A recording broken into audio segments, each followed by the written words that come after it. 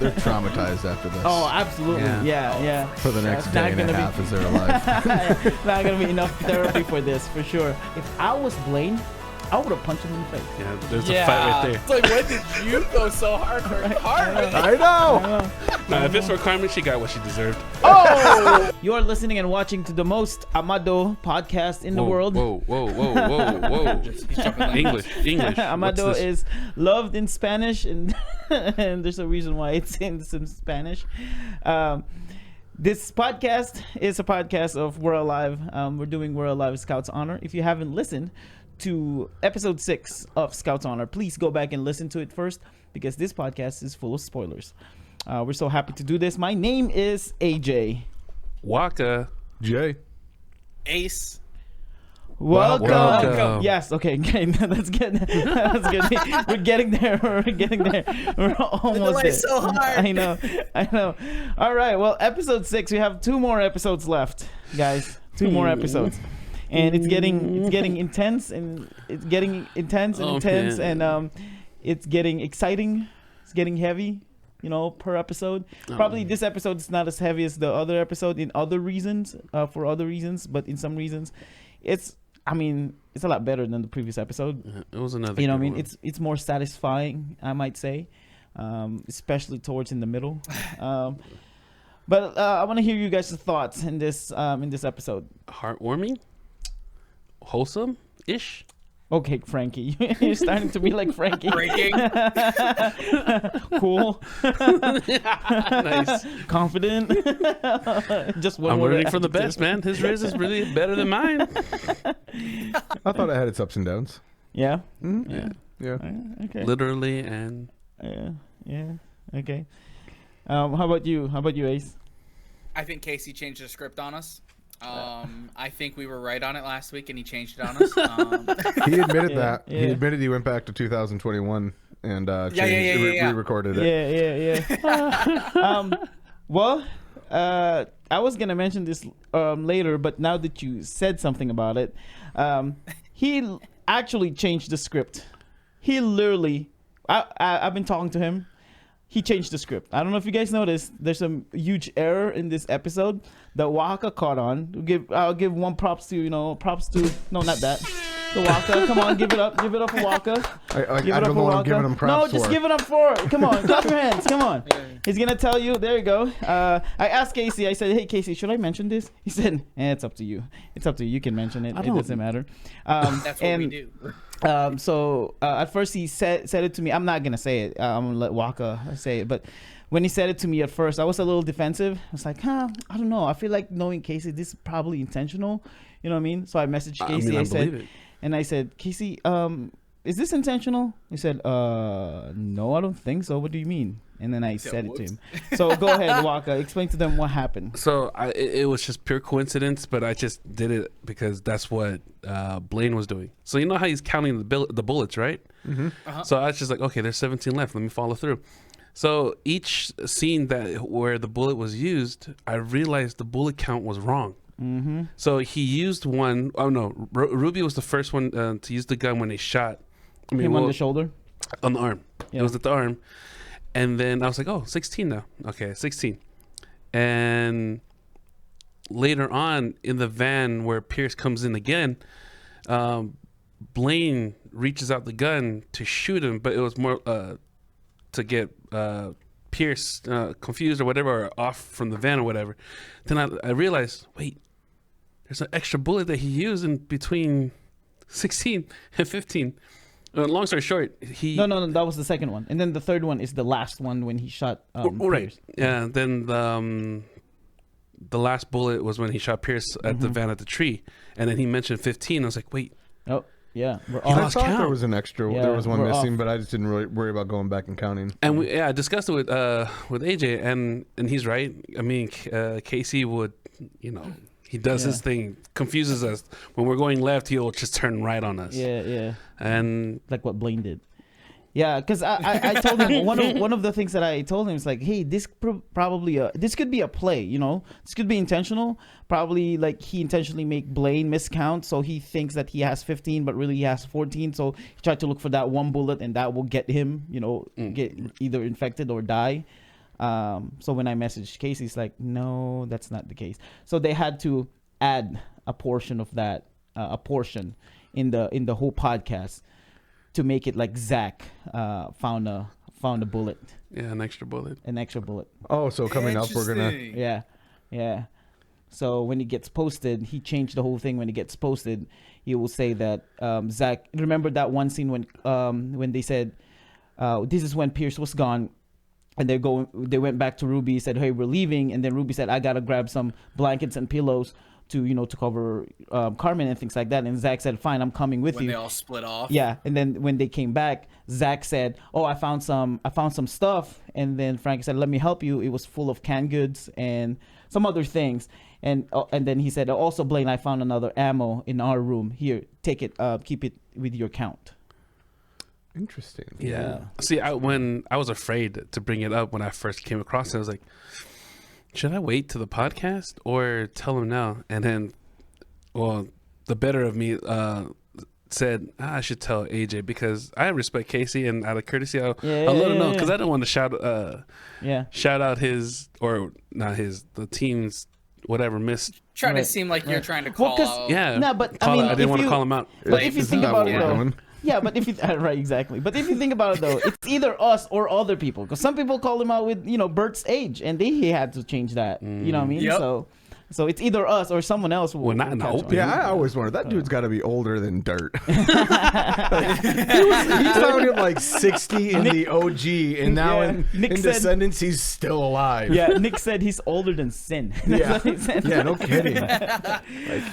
So anyway, this episode that was good, Wakka. Great job on catching on. Even Casey said, well, thank you. He said, tell him thank you, because multiple people, a lot of us listened to that episode and we didn't catch that. So good job. Again, it was a coincidence, but I'm glad I was able to help. Take the dub.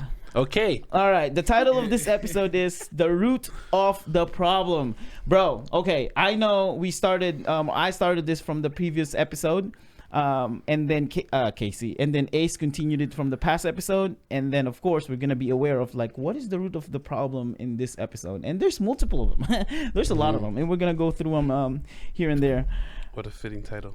So the root of the problem. Now we started with the intro right away. There's no like the first part of the a little bit of from the previous episode and then intro. This is started right off the intro. And then we have from the last episode, Blaine was banging and break the door in, and then found out that Pierce turned. When I re-listened to this again, because what we do, I don't know about you guys, but when Wakka and I listen to this, the first listen is just enjoyment, like no being critical, no looking for anything. It's just enjoying the episode. And then maybe the second, third, fourth, fifth, ninth, and that's when you're like, oh, what's happening here? I feel like this moment was long time ago from where they end the latter part of the episode. It's like, man, this is like a long time ago. But this was what just the following day, right? No, it's just minutes. No, because they passed out in the car. Oh, yeah. Yeah, so that's just the following day. Yeah, it's just the next morning. Yeah, it's just the next morning. Yeah. He turned. Blaine, come on! Blaine! Yeah, sorry. Okay, so and then Blaine couldn't believe he turned because he was like blown away. He turned? What? And they had to drag him out of there. Yeah, even I was blown away. Like I said from the last pod, I just realized, oh, he actually did turn. So he wasn't just sick. He's actually a zombie. He didn't have COVID. Now they went back in the van with Ruby crying. Ruby, Pierce turned. I don't care. Leave me alone. No, you don't understand. Listen to me. Pierce is infected. He's one of those things now, and he's gone. We don't know where he is. Wait, what? Frankie said that he turned. Ruby said whatever or something like that. It's like, I don't. It doesn't matter to me. And then when he explained that he turned to a zombie or infected, that's was like, wait, what? Yep. That's like he caught on. Yeah, she caught on. I thought that was a little weird because it's like, what else would he mean by he turned? She was probably distraught. She's so probably he turned around. She's probably half paying attention. Is like infected. Yeah, and he said, "We're out of the zombie apocalypse. I'm mourning. Shut up." Right. And he started with Pierce. You know what I mean? Like Pierce turned, and that probably what Ruby heard first. Pierce, like, I don't care. I don't care about what happened to him. Selective hearing. Yeah, I don't care what happened to him. No, he turned. And then Ruby said if they are sure that he turned, he might have. She said that he was probably attacked, and this is when everything is connecting. It's like, oh, that makes so much sense, you know. He must have been attacked a while back but didn't change immediately. Is that possible? You sure he's turned? It seemed like it, but I agree. It's odd that he didn't turn immediately. Maybe he was just scratched, or maybe it takes longer for the infection to manifest in some people, or he was an outlier. Can we please just talk about this later? Let's just get in the van and get out of here. He got tired, and he probably got attacked a while back. But is it possible that he didn't turn right away? And then here comes the Brainiac. He probably got scratched, and maybe it takes a while to manifest to some people. And the way he's like connecting everything and deducting.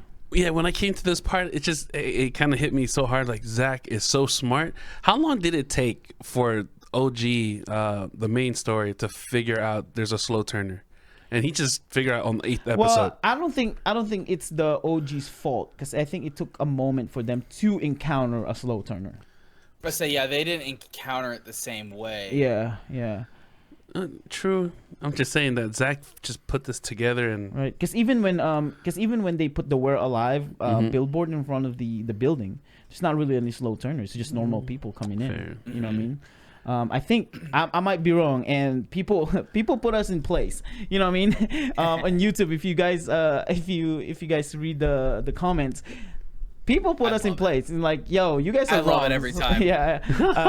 But I think, and I could be wrong, I think the first time we encountered a slow turner, it might have been in the colony. it was in the colony, I believe. I have no idea. Yeah, either that or it might have been Boulder. Probably after Boulders when we... No, that's not true. No. No, that's It way definitely too wasn't. far. I think it was that's way too Tina far. was saying something about slow turners. At the very latest, if you want to look at the latest possible slow turner, it's the colony with Tanya and the one who had the who got scratched or whatever. Yes. That was being hidden under the dude's coat. Yeah. Like that. Yeah. That's the latest possible one that you could consider. Right. Yeah, and that's what I think it was. Oh, that's why I think it was the. It was the. Good job, Ace. That it was the. It might have been the colony, that we got the slow turner. So all throughout that time, and colony's what, second season? You know, second season is colony. So all throughout first season we didn't have that, and here's like the 6th episode, and like what we talked about from the previous episode, like they encountered almost all of them like firsthand. You know, on the first day, everything that the OG people hasn't encountered, they encountered it. That's fair. Yeah. So what's interesting There's though. one really big difference. Go ahead, Jay. Okay, what's interesting though is it's. I don't know if we talked about this already or if it was just in my head. Yeah. So stop me if we have. It doesn't have to do with blood. Yeah. Like who's a slow turner? Because like Tanya and Saul were slow. Yeah. And we kind of assumed it was familial or genetic, but in this case it wasn't, because Chase definitely did not. I don't know if we talked about that. Yeah, we already. talked about that last week, and Did we? Ace mentioned that it's probably because Chase got attacked by multiple of those scorpions. And That's right. It sped up. You know what I mean? It could be, but I think it's still. I still do believe that it's blood related. Like Tanya is immune. Well, believed to be immune. Saul is immune or extraordinarily slow turner. Right, kind and now Nick. You know, all 3 of them, and they're all blood related. So, but then you had definitely Datu who turned very slowly. You have, but then you have Tommy who had like a lesser wound turn very quickly. Yeah. Like he just got sprayed by blood. Yeah. And he turned, and so it's like it has to do with something in the genes. It has something. to be. Right. Now think about it though. Step back a little bit. With Saul, right? And this probably will break the whole. They're probably like a super slow turner. We could assume that not Nick, Ink is one of the highest form of zombie infected, right? Because of the green eyes and things like that. Right. But he bit Saul. And the last part of that of the OG, he was like staring at Saul, like, "You're not turning. What is going on with you?" You know what I mean? And like I said, it's probably like a supernatural slow turning, or he's like 100% immune, because he was like staring at him, like, no, he's not phased, and we already know that he got infected through blood in that the ammo. the bullet, but he got bit.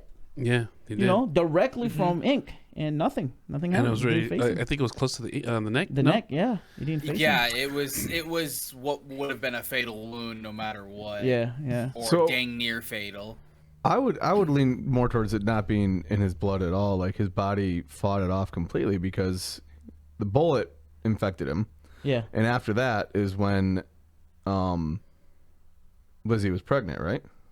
Lizzie was pregnant. Yeah. So he would, if it was in his blood, he would have passed that on. No.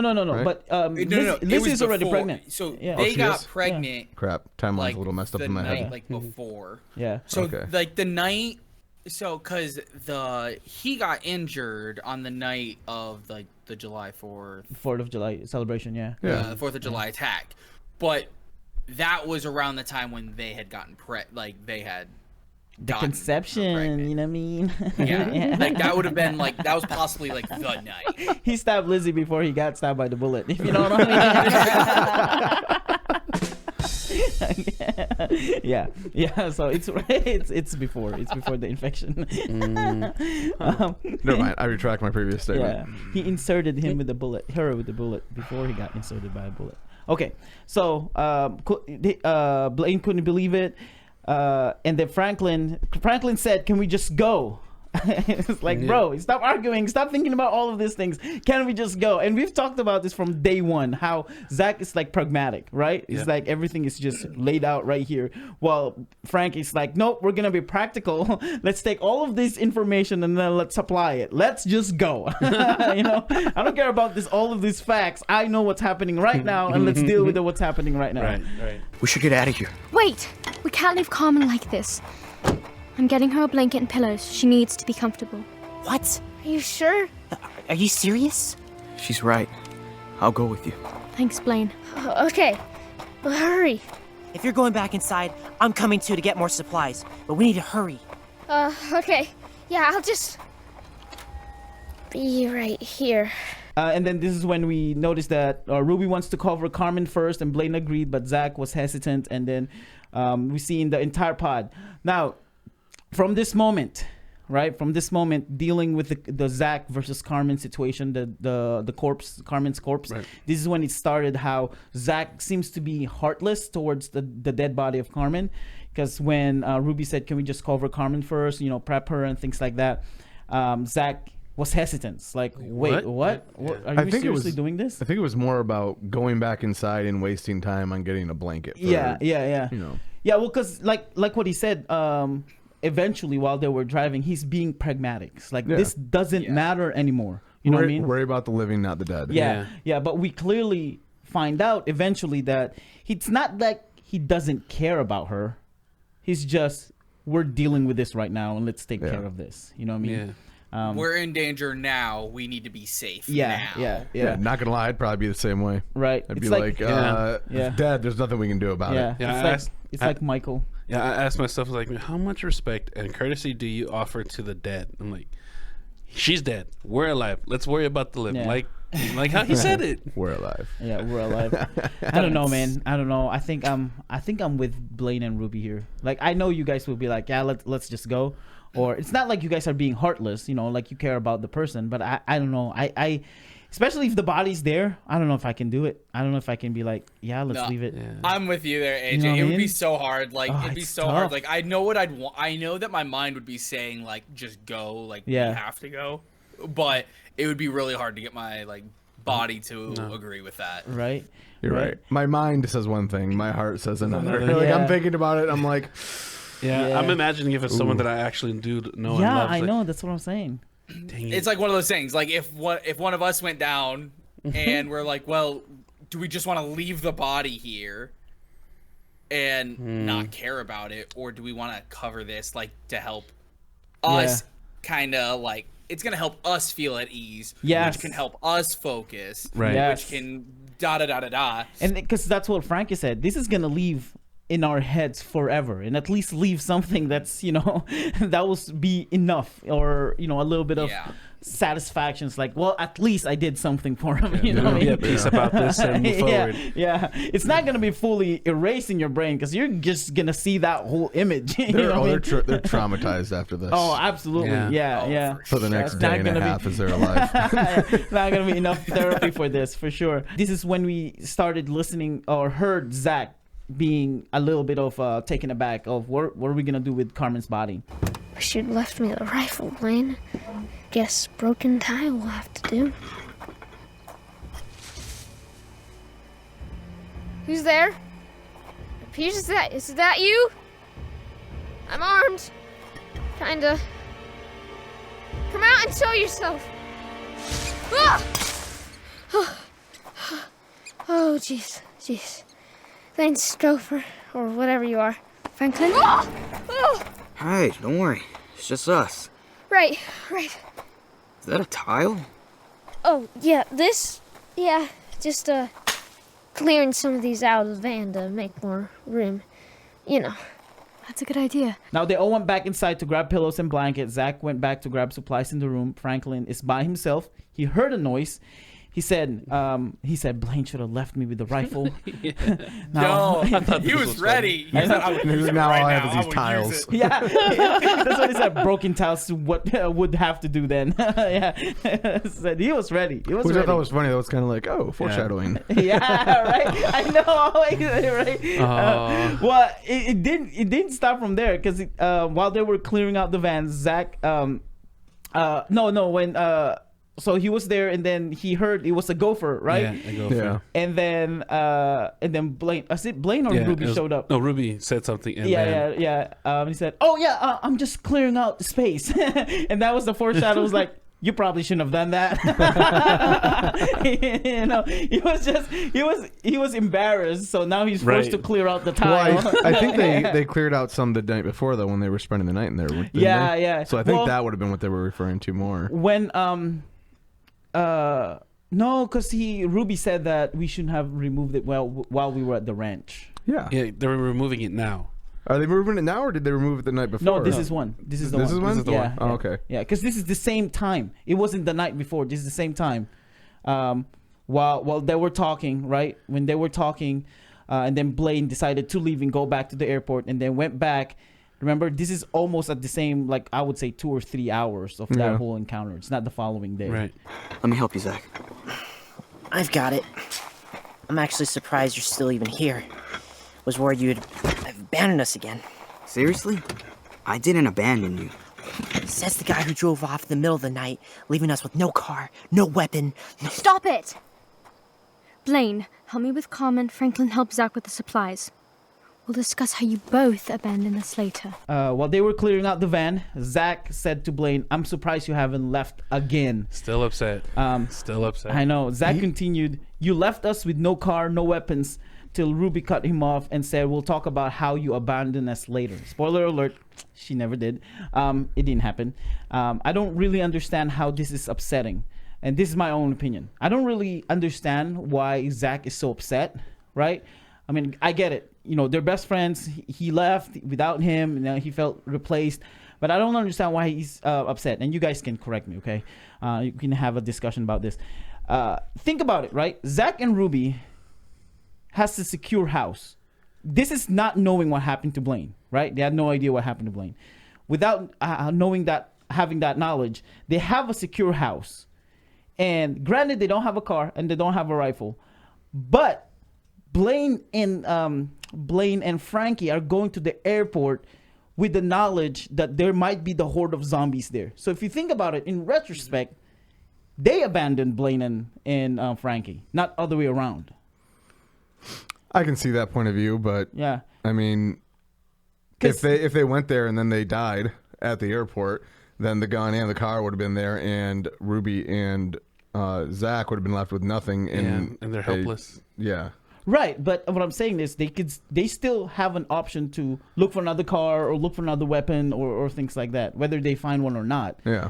But with Blaine and Frankie, It's like it's a fatal mission. That's it. Yeah, that's it. Yeah. You know what I mean? Unfortunately, I didn't think that way. All I heard, man, Zach, now you're starting to sound like a nagging wife or Oh my gosh. girlfriend. No offense to all the women out there. I'm just saying. This is just how it sounds like. Hey, guys, He got guys annoying can be to me on naggy this too. one. Yeah, true. He was annoying to me on this one. Dude. The way that he just nagged and went on multiple times. Right. It kind of was like nails on a chalkboard for me today. Getting to my nerves, bro. And then it's like on top of what I said, why still mention it, especially now that they found out she didn't make it. She's dead. You know, I feel like you should feel bad for not going back there and still planning and trying to spend the night and rest first. Like, no, there's no. Right. Well, I probably shouldn't have rested. We probably should have went there before anything else, and maybe we could have saved her. You know what I mean? shock. Like, why still? Right? Why still mention it? Why still say something? I will say one thing, like in regards to it, is like from Zach's position, he's hoping his parents are alive. Yeah. But all he knows is that his best friend, who's basically his brother, is alive with him. And when he was leaving, he didn't even ask anyone to go with him. And because I feel like if Blaine would have been like, come with me, it all would have been a very different story. It all could have changed. But he's like, I'm going. Bye. Yeah. And that's why it like shifted the whole tone for those two at least. I think and he's even just with Ruby, upset. because even Ruby might have gone if asked. Only Frankie was like, "Yeah, I'm following this dude because I've been hanging on his coattails the whole time, so I'm gonna keep doing that." Yeah. Yeah. I think he's just upset and he's just venting at this point. Yeah. Upset. I mean, it's still annoying, but and jealous. Yeah.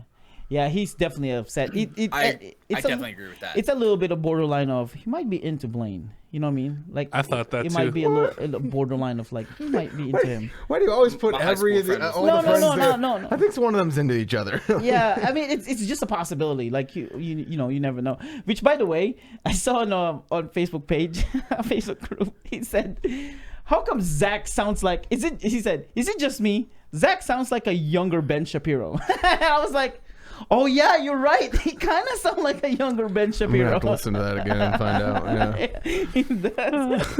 It's hilarious. Oh man. Oh my gosh. And then Ruby said, Hand me that pillow. Here. Carmen looks so peaceful. I know.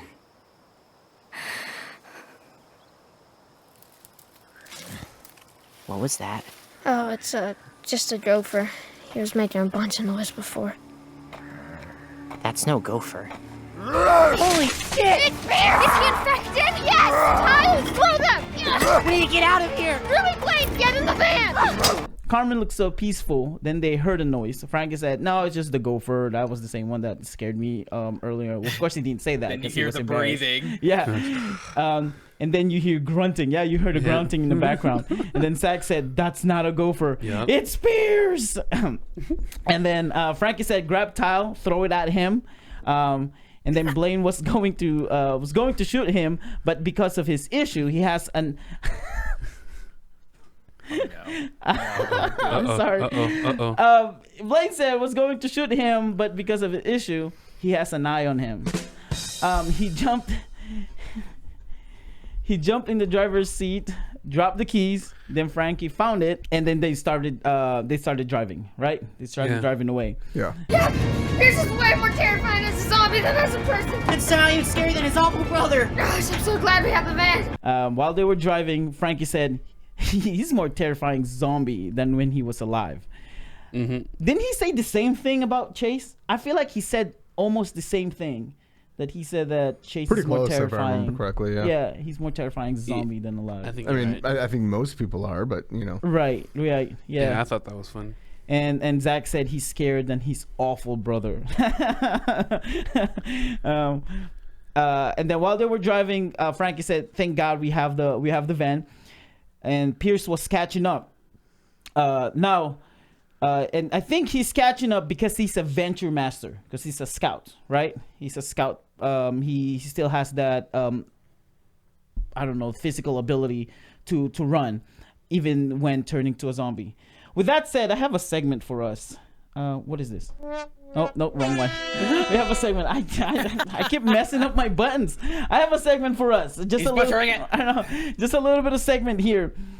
The question is, who's the worst person to turn to a zombie based on a We're Alive verse? And I'm not talking about normal people, like normies like us. I'm talking about out there, celebrities, athletes, anybody. Who do you think, based on a We're Alive zombie characteristic, that they will change to, when they change to a zombie, they still have the same capabilities as they are, changing. Think of a person or individual that's worse when they change, like Usain Bolt. Imagine Usain Bolt as a zombie. I was gonna go with what was the MMA fighter's name, like that Conor McGregor. Or Conor whatever? McGregor. Yeah, yeah. Right. I have LeBron James or The Rock changing like a zombie. The Rock. Oh man. Right. Yeah, but he's pretty nice. Yeah. If you want to see him turn to a zombie, go watch Doom. One of his horrible movies. Like imagine Michael Phelps in the water world. Oh my gosh! Wait a second. Michael Phelps in water world, bro. Yeah. Goldie Howe, Mr. Hockey, or Gretzky. Like any hockey players, bro. Oh. That would be one of the sports they'd be lesser afraid of. You think so? Yeah, because here's the thing. Yeah, Unless they're super ice. physically strong. Yeah, exactly. That's the thing, is that you're not going to run into them on ice in skates. Yeah. Yeah, they're strong. They're really tough. But here's the thing. I'm not afraid of these things punching me. I'm afraid of them scratching and biting me. Yeah, or but if grappling me and stuff like that. I'm way more afraid of someone that has some kind of jujitsu that can grab me with muscle memory and crap like that. I feel like I'm not going anywhere. I feel like the hockey player, if they knock you, you're down. Oh, they can definitely check you. That's for sure. They check you. They know can how to check check. you, but like, here's the thing: almost any other sport, they can check the crap out of you too. It's different. Oh man, it's very different because hockey players know how to use every ounce of momentum that they get with every push on the ice, and like multiply the force. Yeah. If I'm not on the ice, my fear of them goes down exponentially. Right. But if I'm on ice, it's all over. I have no offense to all the hockey players, and hockey is my favorite sport, just so we're clear. But when you see hockey players up close like this, without pads and everything else on, they're tall and they're fit, but they're a lot less intimidating. Speaking of average. Speaking of intimidating. glance. Speaking of intimidating, Ray Lewis or every single NFL players. The whole Ravens or Lions. I was actually thinking of the guy from Reacher. Oh yeah. Alan Richardson. Alan Richardson. Yeah, Alan Richardson. Yeah. Yeah, go ahead.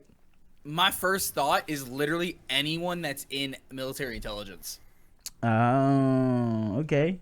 Yeah. Just because of everything that we've like heard and seen from this, it's like anyone who knows strategy can be scary.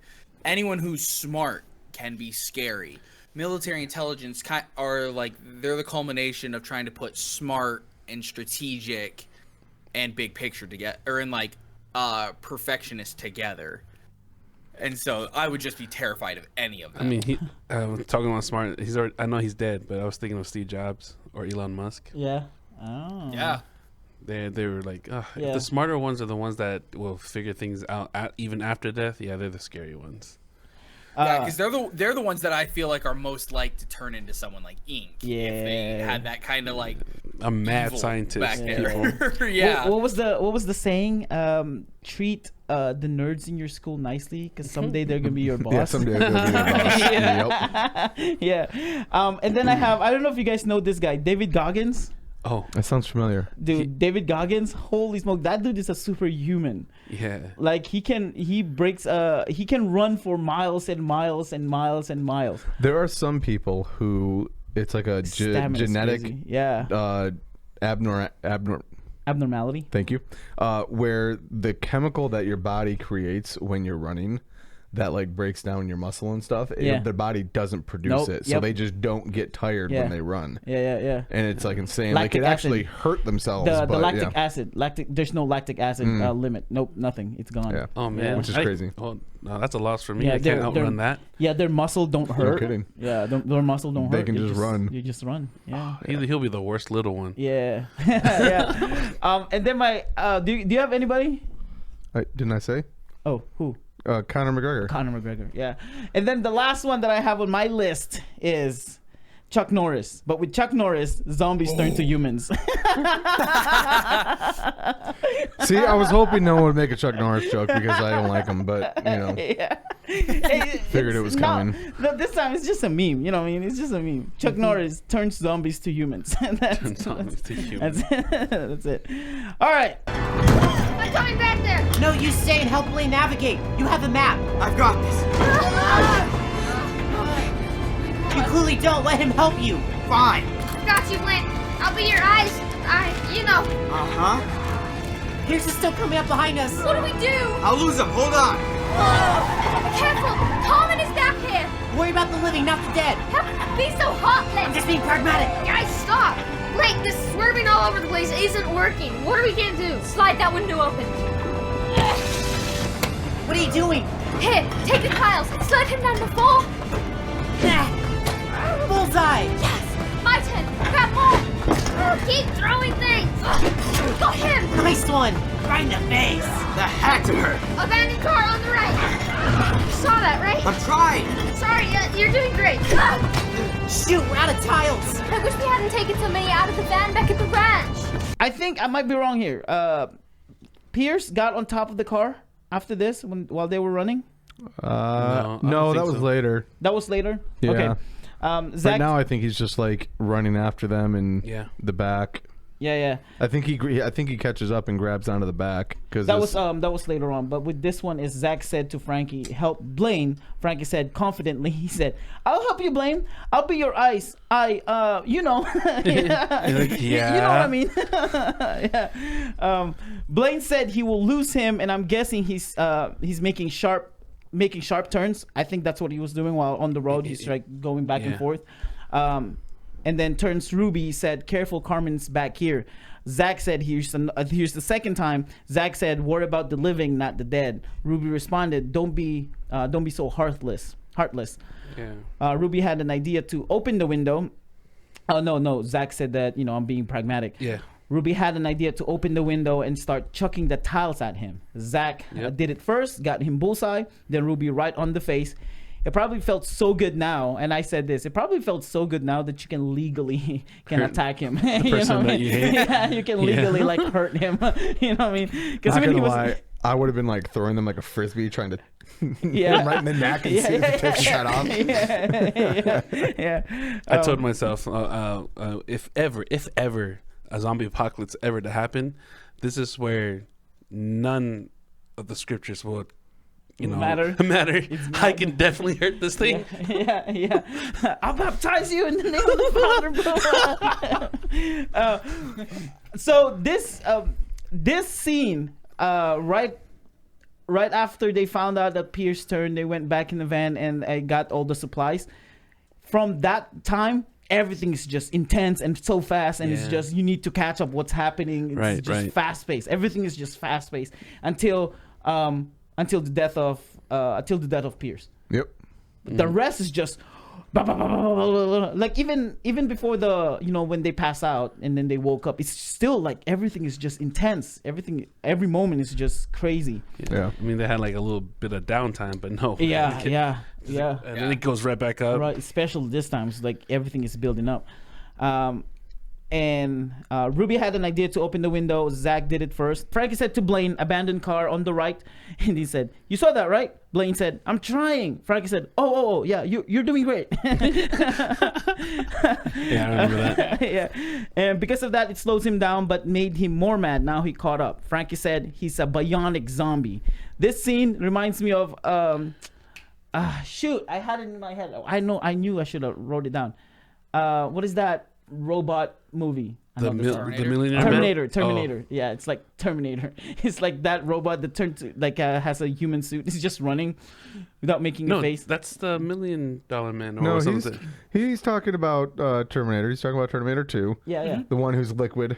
Oh, liquid. Yeah. Yep. Terminator 2. And he ends up turning his hands into hooks and Okay, I jumping know what you're on and talking grabbing about. onto the vehicle. The first time I heard Bionic is that old show. Yeah. It was 'cause he was rubbing with the age in my face. Yeah, that one. I don't know. It's called $1 Million Man, Yeah, or $1 Million Man. Yeah. I was like, dude, I'm so old. That's it. Hold on, guys. We're going off road. No, bad idea. What if we hit something? What if we get lost? It's the middle of the night. You can be able to see that. Now Blaine decided to go off-road. Zach, really pragmatic and practical, he started saying things. No, we shouldn't do that because we never know what would happen if you stayed on the road. But we would have messed up the car and things like that. Too late. Yeah, right. But we know now we have no idea what would have happened if he stayed on the road. But we know now for sure that it worked out. So this scene, okay, when I first heard it, I was with the moment. I was, intense with these guys with their situation. But after I heard it a few times just to get the notes down, I couldn't stop laughing at Zach because he's being reasonable with him, and then you hear him at the end when Blaine makes the turn. He's like, ah. I was like, he bro. squealed. Yeah, I have it right here. Zach. It said Zach squealed. Yeah, he squealed. I didn't catch that. Not just once. He squealed twice. Yes. Yeah. I was like, Zach, come on, bro. I know you're a nerd, man, but I got to get that grunt in there. Yeah, he should have been like, you should do this, and then turn. Oh. Ruby said this is probably not good for the van. Pierce was falling behind, fell and got stuck in the cacti. Zach squealed again. Now they're stuck in a ditch. Yep. They pushed the van while Pierce caught up to them. He tore off. This is when he tore off the bumper, and he's hanging on the window. Zach was kicking him while yelling, Oh my god! Ruby! What happened? He's hanging on! He won't let go! His arms are through the freaking window. Kick his arms. Get him off. Let go! Let go of the van, Neanderthal. "Let go of the van, Neanderthal!" It's like, okay, I said to myself, this insult was too smart. I was like, I need to look this up. And I'm like, oh, Yeah. Neanderthal. But in my head, Yeah. every time I hear Neanderthal, I'm thinking of Niagara Falls. I'm like, Oh. why is he calling me a waterfall? Why is he calling him a waterfall? Then I realized, Waterfall. Called him a Well, caveman. if you think about it, though, yeah, it's, exactly. I realized what he said. I mean, the waterfall could have worked. It's like it's no more chasing waterfall. Okay. He set it up. Okay, That was bad. he set it up. Really, No really bad. more chasing waterfall. So That was bad, everybody's and you should feel bad. he's getting in the van and grab Carmen. Blaine was gonna shoot him and gave the wheel to Frankie, who doesn't know how to drive.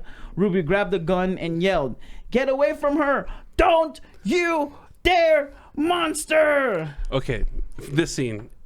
I hope it's not just me. Did anyone think about Lord of the Rings? No, I thought about 300. This is Sparta. All I thought about is the Grey Wizard that says, "You shall not pass." Yeah, Nope. I like the 300. I like the 300. 300 sounded more manly. Neither The of 300 sounded more manly. My thing's just like, just went. Doop. The 300 is like, okay. Shot him. This is the first shot of that from that 17. Shot him, and it seems like he fell. 16. And, yeah, 16 now. Got him on the arm. Yep. Oh, wait. Nope. With the new release, that's number 17. 17, yeah. Number 17. We added one. At Yeah. 18, now it's 17. That's right.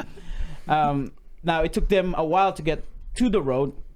The van started to break down. While they were bickering, they finally saw a sign that says Lone Tree Point. They went south instead of the north.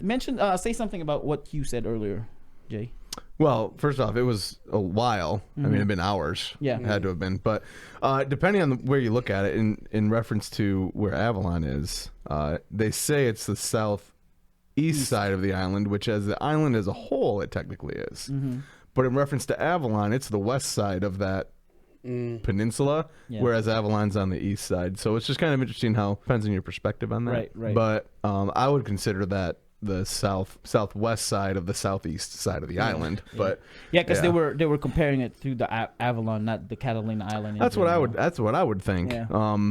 But Avalon is on the far east side of the island. Right. And so Yeah. Scouts aren't using their compass too well.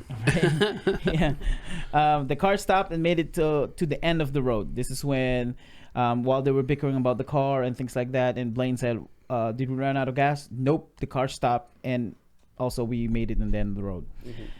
Zach got really, really frustrated and blew up. Yep. Blamed Blaine for the whole thing and named every ways why it's his fault. This is all your fault, Blaine. How is this my fault? Okay, let me count the ways. 1, you drove us into the woods and got us completely lost. We could have been there by now. He was supposed to navigate. I was trying. Well, at least we know where we are now. 2, by driving off the road, you destroyed our only means of transportation. We don't know if the van is really destroyed. 3, you completely abandoned us. If you hadn't have run off, we would have noticed Pierce turning and maybe take care of him before all this happened. I had to go back for Carmen. And what good did that do? Nothing could bring her back. And what are we gonna do with her? We can't drive around with a body in the van forever. We don't even have a working vehicle now. What are you gonna do? Carry her? Zach, come on. Scout rule number 10. Never leave a scout behind. Yeah, I know. But I guess it only applies to the people you really care about, right? Because that's exactly what you did to me and Ruby. That's enough. I thought we were best friends. I came back. You almost didn't. First, and this is when totally he got to my nerves, bro. Yeah. He pissed me off. Second, third episode of We're Alive Scouts Honor, he's the MVP. This part is bro, you're the most valuable pissed off. I'm pissed at you, bro. He said, first, you drove us to the woods and got us completely lost. Blamed Frankie for the awful navigating. While Ruby, I love the contrast with all these 4 characters. Yeah, for and then Ruby, being optimistic, said, well, at least now we know where we at. right? Love it. Go Ruby, go Ruby. Yeah. If anything, Ruby should be the most emotional thing. Because this stereotype of being the woman more emotional than men. But she's like, no, at least now we know where we at. You know? And then number 2, by driving off, he destroyed the van. Besides, men don't ask for directions. Come on. It's right. And then when dang right. right, when Zach said that he destroyed the van, Frankie's like, well, we're not really sure if it's already destroyed. Then number 3, he mentioned again that he ran off. He said that they would have known about Pierce and took care of him. Blaine said, I had to go back. Zach said, what good did that do? Nothing can bring her back. Bro, if I was Blaine, I would have punched him in the face. Yeah, there's a fight right there. That would have been a fight. For a sucker punch. I would have punched him in the face. That was wild. Dude. Either not, if it's not from Blaine, at least from Ruby. A slap. Yeah. Yeah, I'll be upset. Yeah, but I don't think Ruby heard though. I think Ruby at that point is got distracted by the tree. That's when she started walking towards the tree. True, that's true. I don't think she heard that thing. Part of me thinks this. I don't want to deal with this. Yeah. I want to No, go. actually, she might have because she said that. She said later on that Zach is right. We can't bring Carmen everywhere, so we have to. We have to lay her here. But yeah, what I'm saying is, I would have punched the heartlessness out of him because that was off-putting. That was low. Yeah. He definitely crossed the line there. And it doesn't matter how upset he is, how mad he is. He's just mad. And he said we can't bring her everywhere, especially now that we don't have a car. Frankie trying to stop Zach. I feel like when Frankie was trying to stop him, it's the way of stopping him by saying, "Stop now before you say something that you regret later." That makes sense. That's when he was trying to stop him. Then Blaine quoted Scout rule number 10: never leave a scout behind. Yep. And that's when Zach is just gone, bro. And he says, I guess that rule only applies to people you care about. I thought we were best friends. That's where I said that, or I thought, or earlier, I figured he's also jealous, not just mad, but jealous. Yeah. I'm your best guy. Why her? Kind of thing. Yeah. Jealousy. Now Ruby said, I think we're meant to be here. That's when she showed the tree. Look, there's a tree there. Which we still haven't. Has anyone seen the tree yet?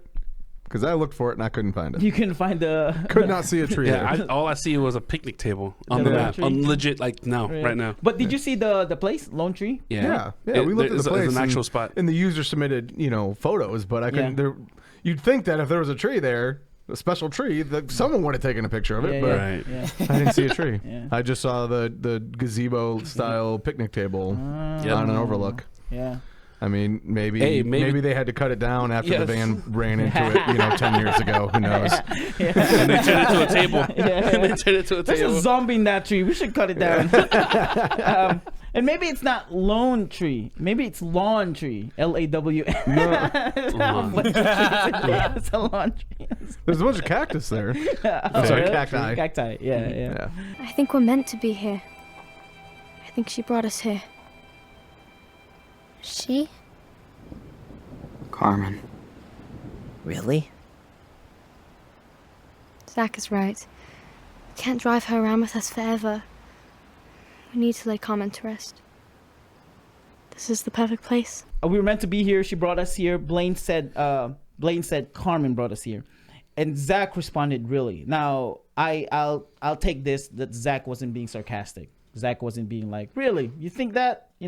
But he more like of a, really, like that's a wonderful thing that, Carmen brought us here. It didn't sound like he was being sarcastic. I thought he was. Yeah, to me it didn't sound Unless like. it's a different part. I thought it was hopeful. Yeah, I think it was like, oh, that's amazing. That's wonderful that Carmen brought us here. Yeah. I don't know what's the right word, but I thought he asked that in a negative tone. Oh yeah. That's what I thought. Yeah. Condescending? Yeah, condescending. That's the right word. Ruby said they're going to lay Carmen there and agreed that they cannot bring her anywhere. Blaine started walking back in the van. And then, dude, Zach has a PTSD about Blaine leaving. No kidding. he's not gonna leave us to get again, over right? himself. I know. Zach said he's not leaving us again, right? Frankie said no. Now, do you guys notice the whole contrast between the two? When Blaine left the first time, right? Or before that, it was Frankie who said that, do you think he's leaving? And then Zach said, no, not this time. And then Blaine left. Right. Now Zach said, are you leaving us again? And Frank is now saying, no, he's not. Yeah. Like, just wait. Yeah. So it's like a turn. My friend, breathe. Right? Right? Dude, he stepped up. 2 hours later, we finished digging. Ruby wrapped Carmen in a blanket and Blaine gently placed her inside. We carefully covered her with dirt and stones until she was hidden by the earth. Afterwards, we stood at the base of the lone tree, staring down at her small grave, as Ruby laid Carmen's scout sash on top of the rocks. I wish we had something better to mark her grave with. I wanted to set off the fireworks I was saving for her. But it's raining. Ruby, do you still have the photo from the booth? Why don't I tear off the one of all of us and leave it with her? Can I have the other one? The one of Carmen and I.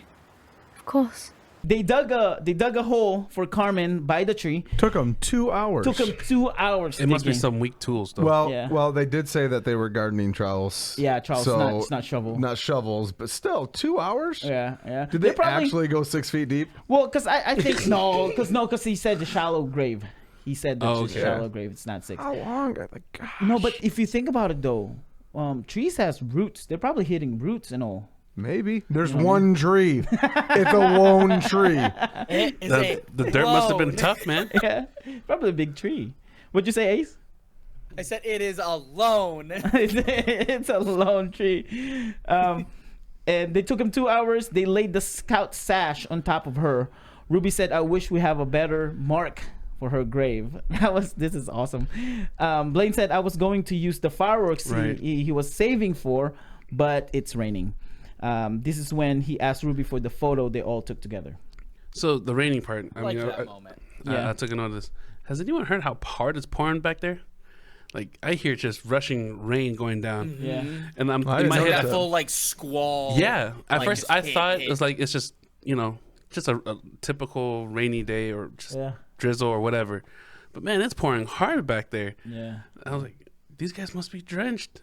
It's pouring, and it's late. Yeah. I didn't actually hear that, but Yeah, I was mowing my lawn when I last listened to it, so I had noise canceling on. But were you like, man, it's raining, and who's mowing the lawn in the background? In the islands, someone's mowing the lawn. It's zombie apocalypse. What's going on? Right? Oh yeah. So he asked for the pictures. They started to say something about her. Ruby started, but doesn't know what to say. Maybe we should all say something. I'll start. Carmen was... She was the... I don't know what to say.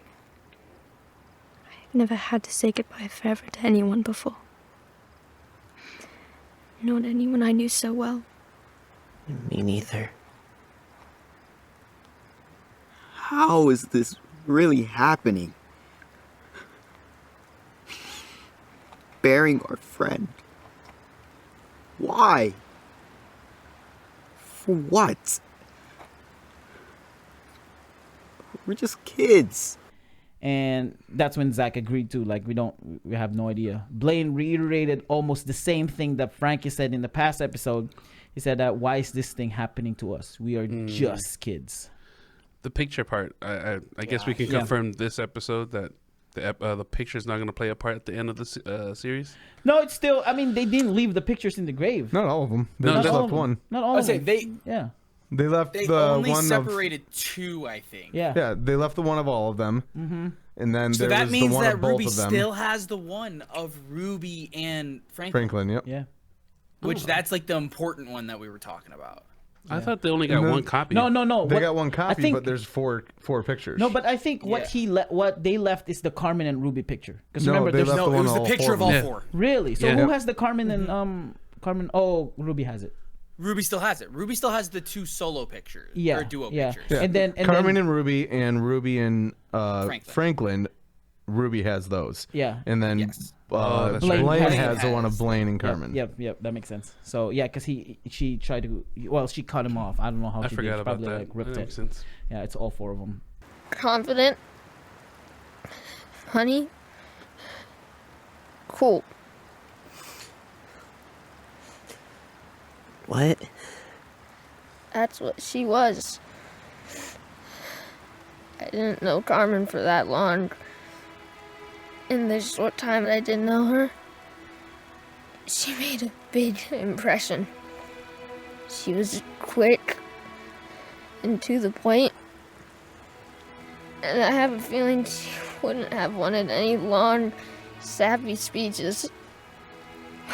You're right. She would have hated that.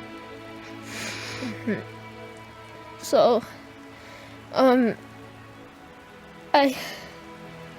was thinking that we could each say a few words we'll always think of when we remember her. Mine are confident, funny, and cool. Yeah. Carmen was the coolest.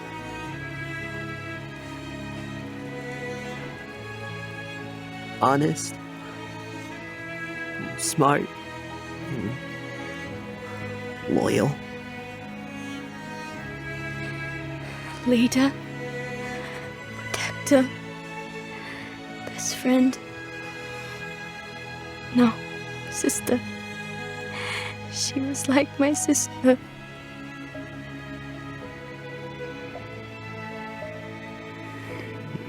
Passionate. Powerful. Free. Forever. And then this is when Frankie's character, bro, his character development was spectacular. This is when it just changed everything. Because at first he was a nobody. He's a pollywog, a shy and awful awkward. But he took the lead on this. This is he when he stepped up. became the bigger kid when the rest of them are down. He said confident, funny, cool.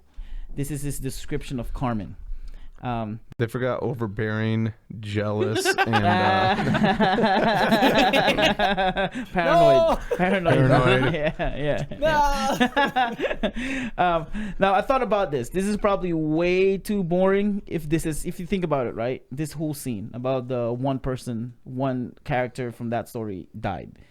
If you're watching this in Walking Dead or any other show or listening to it, this scene is probably, at least for me, this scene is probably boring and unnecessary if they're grown-ups, if they're adults, and no matter how important that character is, it's probably like, yeah, dude, I know, I get it, it's your wife or your sister or whatever. It's like, let's get over it, like bury her there, be done with it. But it made it more interesting for me because they are kids. They had burials, stuff like that in Walking Dead. Yeah. No, he's saying Adults. that if they did have it, it would like if this be as impactful as this. Yeah, if these scenes are for adults, you know, Yeah, they've had those. No, what I'm saying, this scene is specifically, if these are 4 adults with 1 person died, to me it's probably like, yeah, this is unnecessary. Why are we having this scene right now? But at least for me, it's more impactful because they're kids. Yeah, that's what he's saying. Yeah. Okay. Yeah. Not that they don't have it in Walking Dead. It's just it's not as heavy or impactful. It doesn't matter. It's just an adult. We get it. Yeah. We had that conversation in our. You had your life. You're right. done. Yeah, you're done. Yeah, it's weird because Ace, we talked about this in our Descendant podcast about the kids, that it's if in the zombie apocalypse, because in Descendants, remember when the Colosseum exploded. Right? Yeah. We never mentioned about the people dying, or because we know the people died in the Colosseum when it exploded, right? And then the zombie horde and well, they deserve it. Buffalo, they were there betting on people. I know, but Buffalo Bill killing them and things like that. To us, it's like, yeah, they're dead. It's not as impactful as kids. What do we say? Kids, animals, and old people. Yes. You know, because even in OG we're alive. It's like, yeah, it's they're adults. That's fine. When Glenn died, it was heartbreaking. When Tommy died, it was heartbreaking. If Bert dies, The thought of Goat being gone, terrifying. Did you hear what Jay said? If Bert dies, oh my gosh. Dude. Chaos. Total chaos. We'll ride it in the streets. Take the one comic relief out of the whole thing. Yeah. Oh, man.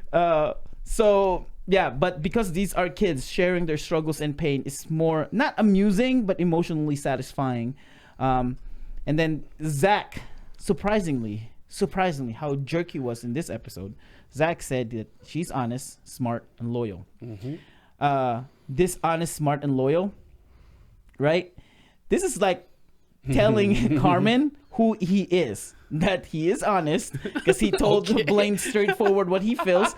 He's smart, we know that, and being loyal as a friend to Blaine. It's like, I'm not saying this to Carmen. I'm saying this to myself, that I'm honest, smart, and loyal. Yeah, I'm telling you this. These are my few words, Carmen. This is me. I know. I'm better than you. Why did he go back for you? I'm honest. I'm smart. I'm loyal. Goes over, bends over the He's over there saying, he's I'm like still nudging him here. while he's saying it the whole time. Like, hey, you hear what I'm saying? Yeah. Oh man, poor Zach. And then Ruby said leader, protector, best friend. Nope. Sister. Sister. Yep. And then Blaine finally said passionate, powerful, and free. Forever. Free forever. No, hey, I got a few words myself. I feel like I need to say something. So It was only Carmen. I know, but I still gotta say something. Hold on, Wakka. She didn't kiss you. I know, but I still gotta say something. All right. See, I like to say a few words myself. Who is or was considered strong, brave, selfless, who was loved and different, to some beautiful and others scary or ugly, and yet has a heart thinking of others despite their thoughts and criticism, willing to reach out to help, more human than others, a heart of a knight, Jacques Bisson. Oh. May your soul rest among other chivalrous bisons running in the peaceful meadows. There. That's what I wanted to say. Yeah. Jacques That's should what have we a got. few words, man. Yeah, but you didn't follow the. I like it. Don't get me wrong. I like it. But you didn't follow what they did. They only used 3 adjectives. I was gonna say, like, dude, they wanted it short and sweet for her, but Jacques didn't want it short and sweet. this was Exactly. for Jacques, so it's acceptable. Yeah, it's Yes. Until you said Jacques Bisson, I was like, I was thinking the Jay, same you were thing. like, I was about to call you out and be "There's like, so bro. many for this, you know? Yeah. And then, Dude, I was like, when did you go so hard for Carmen? I know. no, if it's for Carmen, she got what she deserved. Whoa! She had it coming. You sound like those guys in no, she didn't see it coming. Pierce killed her. Yeah. Yeah, you didn't say she saw it coming. You said she had it coming. I mean, yeah. I My mean, throughout the whole word. storyline. Yeah. I'm joking. I'm There was joking. four- Carmen was a Ooh. good person. We saw it coming. Yeah, right. But with her attitude, she had it coming. She did.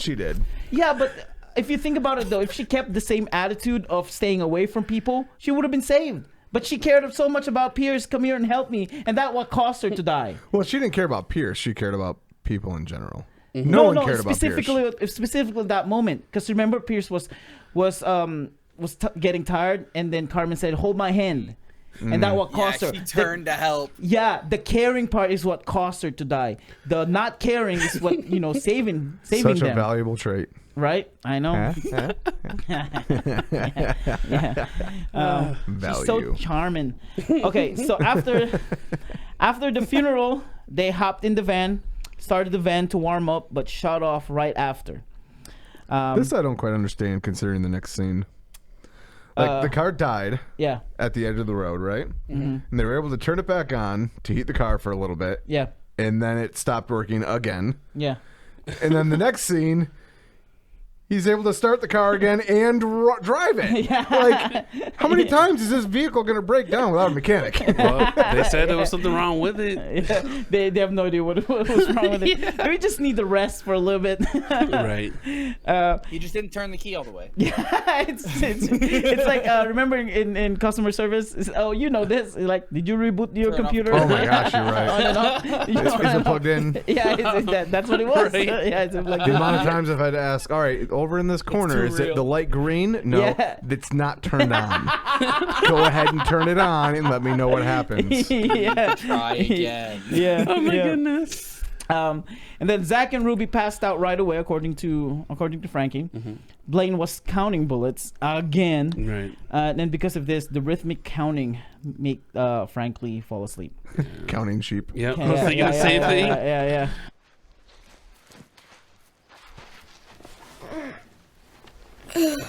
What is that? What? I don't know. Just nothing. How long have we been sleeping?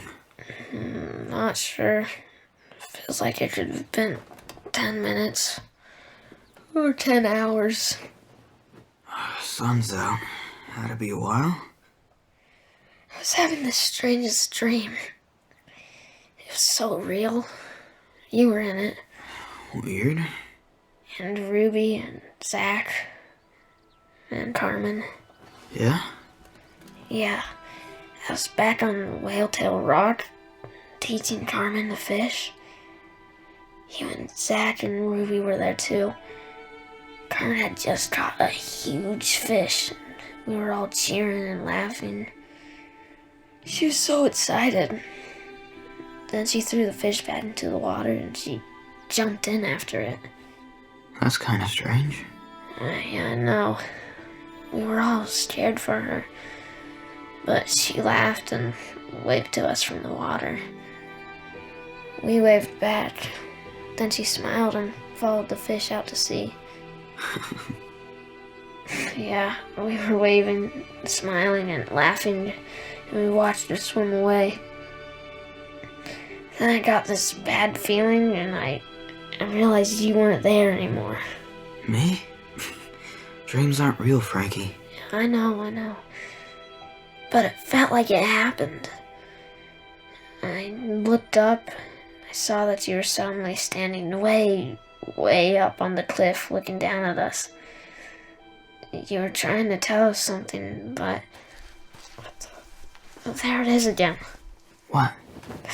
That noise. It's like a scratching sound. Give me your explanation about this dream. I think, as we all agreed, it's a foretelling of Blaine dying. Yeah. Yeah, and the bad feeling, it might be that Franklin's going to kill him. Okay. What else? Any interpretation of this dream? I just initially saw it as, Blaine's mental capacity, not capacity, but mental state at this point, where he's distant from everyone else now because of, Carmen being gone. So. Yeah. Okay. Yeah. How about you, Ace?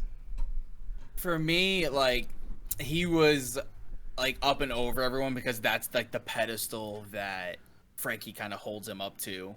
That's what I thought of. So it's like where he holds him, but because he was distant and it was like kind of like the dark and somber, it was Carmen leaving them, him being separated, and I think with him being separated, that was the foreshadow. And the fact that he was over, it's the pedestal that Frankie has put him on himself. Gotcha. I don't really have interpretation to this dream. I feel like there's gotta be, you know what I mean? Like knowing Casey, there's probably something. There's gotta be an interpretation to this. One of the interpretation, which I think all four of us might agree, that either it might not be or it might a foreshadow to Blaine's death. That connection to Frankie's connection to Frankie. Now I don't know why. What would he be saying?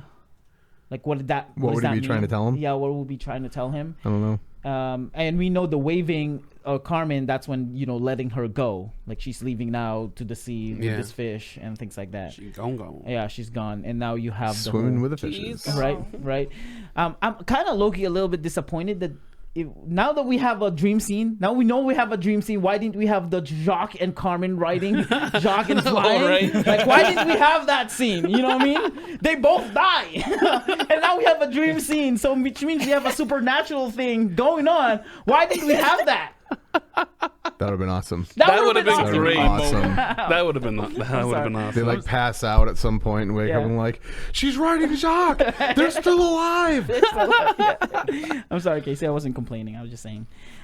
He's complaining. yeah. But I don't know. I feel like there's got to be a reason, or there's got to be an interpretation of what Blaine is telling Frankie and why he's all the way up there in the cliff.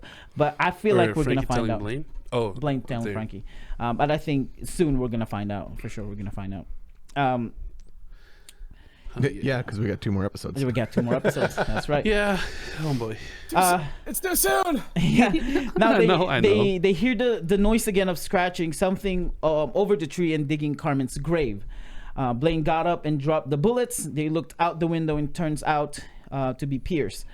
Followed them all the way there, dragged himself all the way there. Zach said he has Carmen's boot and followed her scent. He ended up in front of and when I feel like what happened was he was digging and then saw that the van was there. It's like, oh, the van is there, the people probably there, because I don't think he saw them. He probably heard them. Oh, gotcha. Because they were talking, which that kind of bugged me, because he was like, oh, Blaine dropped the bullets. And they're like, oh, don't worry about that right now. Like, whether it's a zombie or whether it's an animal, you need your freaking bullets. Yeah, you pick up that bullet. You pick up the bullets right away. You say, shh, find the bullets. Then we go see what's out there digging. Or at least one of them look, and then they look for the bullets. And then Ruby said, do you think it fell in the sea? It's like, no, look for the bullets. You're right. That's right. That bothered me a little bit. Like, idiots. Yeah, they're kids. They're kids. Blaine, get us out of here. Come on. Stop walking! Keep trying! I know, I am. He's on the front of the van! Hurry! What are we doing? Gun! Where's the gun? Here! You got him! But he's still coming! Damn it, what's it going to take to stop him? Now he's really mad. Get me another bullet. Where are they? They fell on the floor. Gosh, I can't find any. Me neither. Maybe they rolled into the seat? Shit! Oh my god, he's gonna come through the windshield! Get out of the van, now! Go through the back! Blaine, come on! We have to run! Hurry! I'm done running away from you. Blaine, what are you doing? Come on! We have Come on, please. Please, just one last time. I need you. Yeah! You were always a monster, even before you turned. Fuck you, Pierce! He ended up in front of the van. Blaine shot, but he's still up. This is the second bullet. Also, 16. what kind of gun is this? I think it's a single bullet rifle, no? Yeah, it's a bolt action. Lever action or bolt? I think it's a bolt. I think they said that because they found that rifle in the. Still, even those can have a clip to put in there, or a magazine. No. It's a single bullet. It's the one that's like an old rifle. Like a single fed. Yeah, that you put it in and then.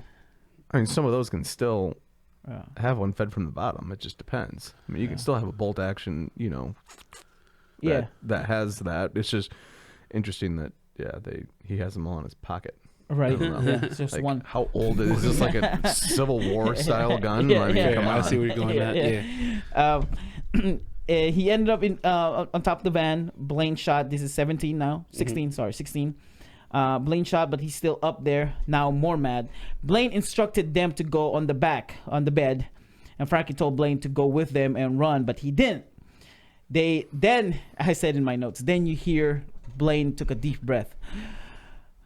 Then the music changed. The music changed to like an Irish folk music. It reminded me of How to Train Your Dragon. It's changed there. Speaking of music, did you guys see the music guy who's doing the background music?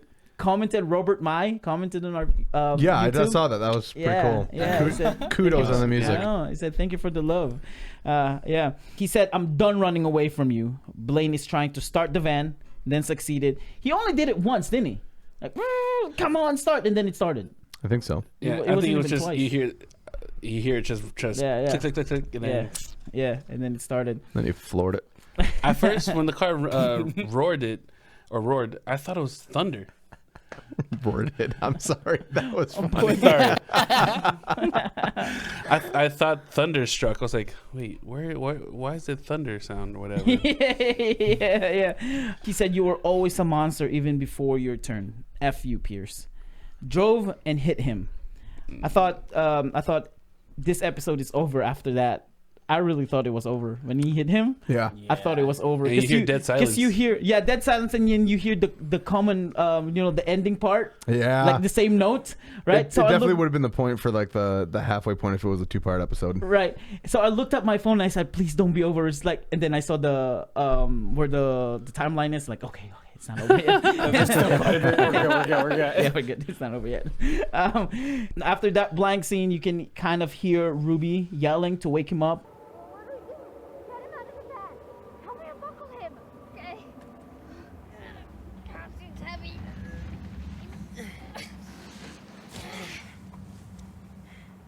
Blaine, is he... Oh, Blaine, come on, wake up! Is he... Wake up! He's breathing. Oh, thank God. Blaine, can you hear us? Come on, Blaine. Please, Blaine, please be okay. Please be okay, please. Did it work?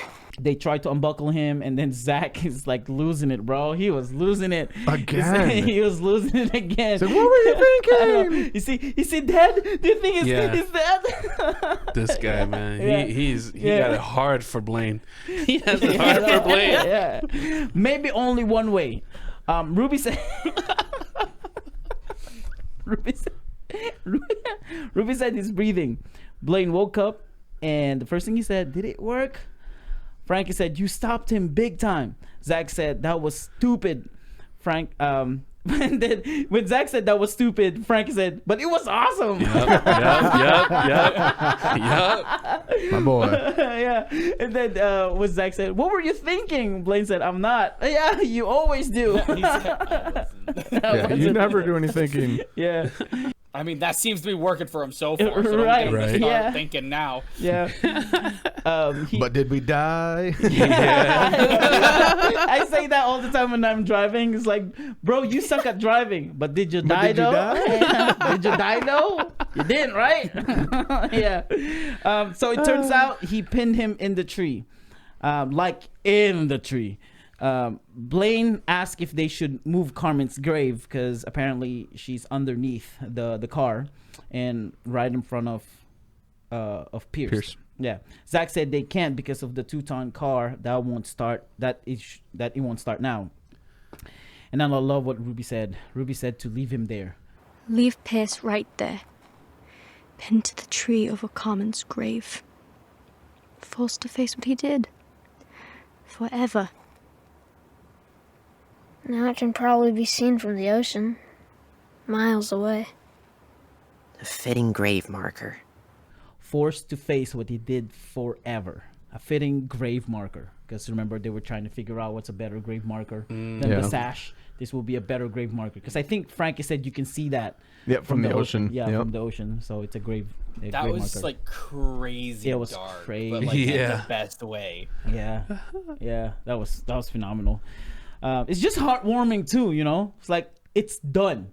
The Pierce saga, at how long it lasted, it's done. And Franklin does This point is it out. definitely not the way I thought it was gonna end. Really? Like, oh yeah, Well, I don't well, think like yeah, because I mean, I told you last week I thought it was gonna come to something like way bigger of a moment, Oh like yeah. a much more like grandiose finish, but no, like it was really just a brutal, adrenaline filled finish. Yeah. It was great. I love it. It was wonderful too because the way it ended, it was it's remarkable. A full pun intended. It's just it's remarkable. It's like right there. You can see it. It shows a testament to it. And then Frankie said the weight lifted off their shoulders. Blaine said Percy is like the dark force that has been following them since the beginning of camp. Now while they're walking away, for the last time, just to be sure, he shot Pierce and said 15. Now in the right bullet mark, bullet count. Now in the right bullet count. Yeah. You know, when they say that he was like this dark force that was lifted, I said to myself, okay, I get it. Y'all haven't met a behemoth. Y'all haven't met. If only you knew. Y'all haven't met the little ones. Well, they met Joe.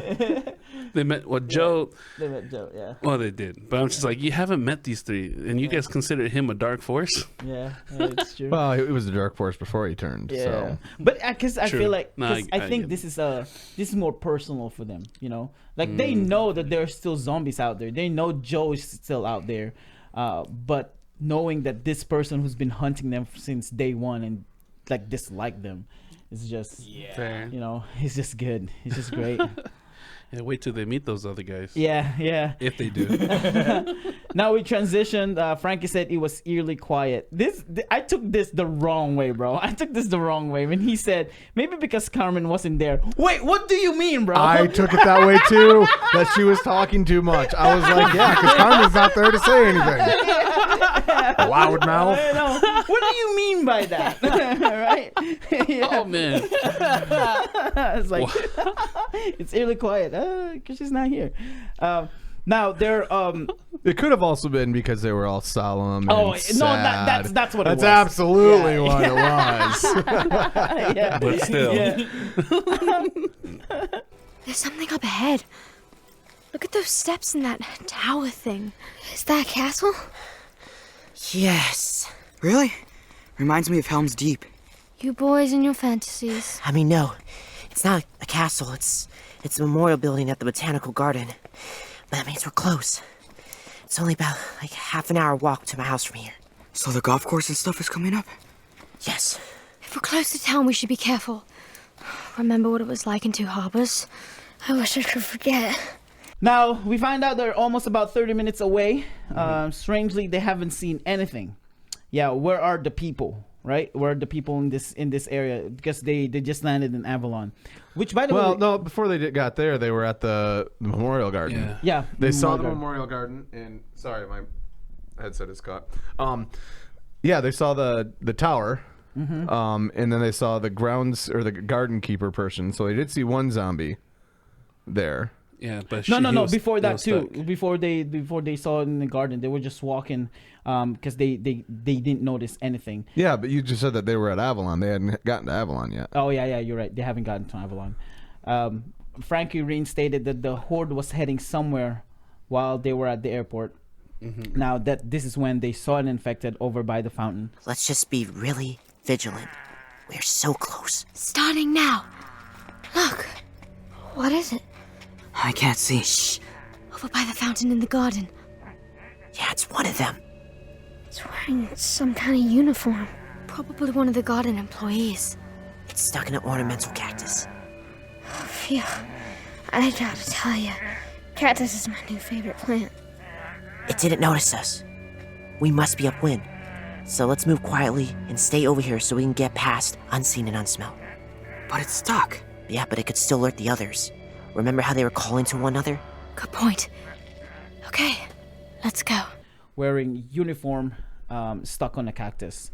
Frankie said cactus now is my favorite flower. Yeah, Think about it. I mean, plant, yeah, I know. definitely. It's a favorite flower now, yeah.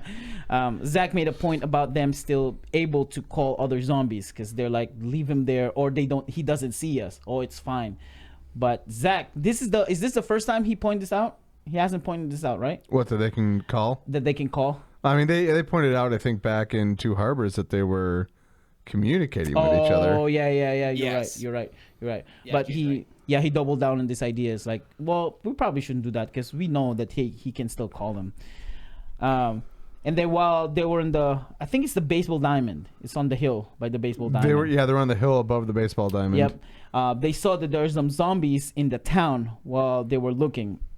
Zach said there's probably, some of them are hiding somewhere.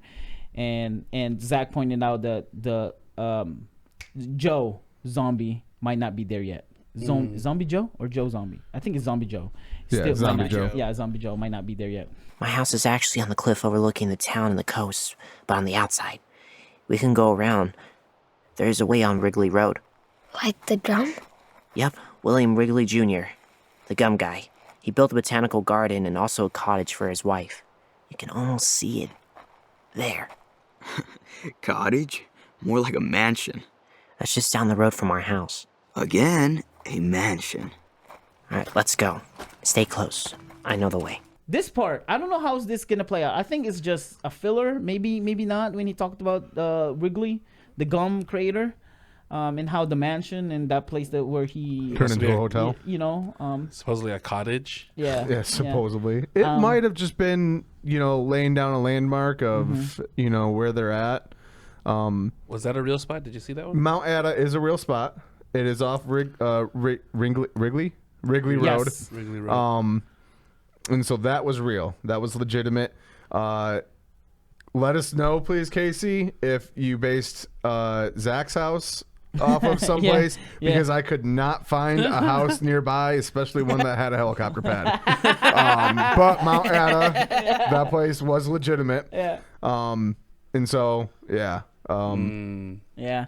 No, because it's true, because I told Jay this. I can accept that potentially this might not be real. True. True. Potentially this might just be in the story. You know what I mean? Like the We're Alive Tower. Do we know if that We're Alive Tower is all that real? is a hotel. Yeah. Or not a hotel, an apartment complex. Apartment complex, so. yeah. Like specifically the tower itself, or it's just, we're in LA, we already set up the structure. Light we know that embellishments too. yeah. We know the jail is real, we know the mall is real, we know all of these areas is real, but maybe that specific place. I mean, yeah. It would have been. It'd be really cool if it was a specific house.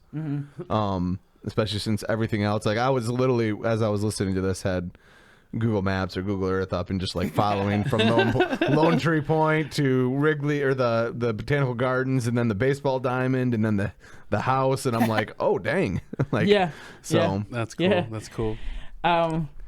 Okay. But, at this point, when I thought about Zach as being Richie Rich, like like his concept of things just is very different from rich to commoners. Where Blaine says you will see it when a cottage being like he said mansion or a house. Yeah. Wait till you see Zach's house and stuff like that. Yeah. That's a mansion. That's a mansion. All right. Yeah. he said his vacation home has maids too, and then he said which one? Yeah, he was like one of many or something like that. Yeah. It's like, Bro, he reminds me of one Richie many Rich. was a Yeah. wild line. That's a wild line, exactly. And these are like the stupid rich. You know what I mean? These like the stupid rich. Yeah, even Blaine says that. They're rich of rich with a side of rich. Yes, exactly. Yeah. Instantly just saw him this entire time in like a Right. suit with a tie the entire time. Yeah. Man. Now they made it to the house or a mansion. Ruby and Franklin were both blown away. I would have too. And then Frankie said, "Even the gate has its own house." Yep. I was like, yo. Dang. And Franklin, Zach said Xavier wasn't there. He said, and then we now get introduced to his dad, which his name is Harv. Harv. Right? Harv usually doesn't invite the outdoor help inside. Who's Harv? Zach's dad, he's kind of a D, if you know what I mean. Huh? Like, not super nice. Oh, D. I get it. Well, how's his mum? Mindy? Glug, glug, glug. Yikes. Can't wait to meet them. Is that short for Harvey, I think? Possibly. Yeah. Could be just Harv. most likely. Yeah, right? Yeah. Yeah. His name is Harv, and then Mindy, the mom. Yep. Which still a question to me, because it's the same Mindy in Descendants. I know for sure it's the same Mindy from Descendants. Now, we don't know which one of that Mindy is in Descendants, but it's the same Mindy. Oh, you mean the same actor or? Yeah, the same voice person. Okay. Yeah, it was Pegs. Didn't Casey, when you made that statement in a previous one, say that they're not the same person? No, That was no, just a different person. He said, Oh. he didn't say the same person, like the Mindy as the same as the Mindy isn't the same Mindy. Yeah, but it's the comparison that I made is the wrong person, because the person that I said was the girl who flirted with Victor. He said that wasn't it. Oh, but the Mindy is the same Mindy. Yep, the same. So Mindy. it is confirmed that in Descendants, Mindy was there. Zach's mom is alive. Yep. Okay. Yeah. Huh. Which is but that's kind of confirmed at the end of this, that at least at this point in time they're alive. Yeah. At the end of the episode, it's all but confirmed. I should say. Right. At least one of them. Yeah, that looks one of them. You know, Yes. Speaking of which, people are still fighting on Facebook page or Facebook group that people think not the driver, pilot, the captain of the yacht, is Walrus, because he kind of sounded like Walrus. Yeah, I saw that theory. Yeah, and even Casey said no, it's not. Different actors, different voice person. Didn't we? Yeah. Big no. Definitely big no. Right, definitely no. I would know. All right. Yeah. I can't even imagine your captain is as big as Walrus. You know what I mean? And you give zero physical detail on this. Right. Yeah, I can imagine Walrus being a fisherman. You know what I mean? With a tugboat. You know, with a tugboat. I can see that. And hunts walrus. That's how he got his nickname. With the yellow Walrus. raincoat. Yes, Yeah, I can see yes. it. I honestly Exactly. see him being 6'9", just built like no other, Big just guy. ripped. Yeah. Overpowering. Tiny head. You know the mountain. Yes. Yeah, him. That's Kinda like Walrus that, right yep. there. Yeah. Yep. Yeah. Or like those. What are their names? They're like foreigner dudes, and they're considered like the richest, or not the richest, the strongest guys in the world. But they just look fat, but they are like some of the strongest guys in the world, and I can't think of their names right now. Are you talking about If the name was said, then I would know it. But I know one of them is like Thor. No, not Thor. No, I know who you're talking well, about.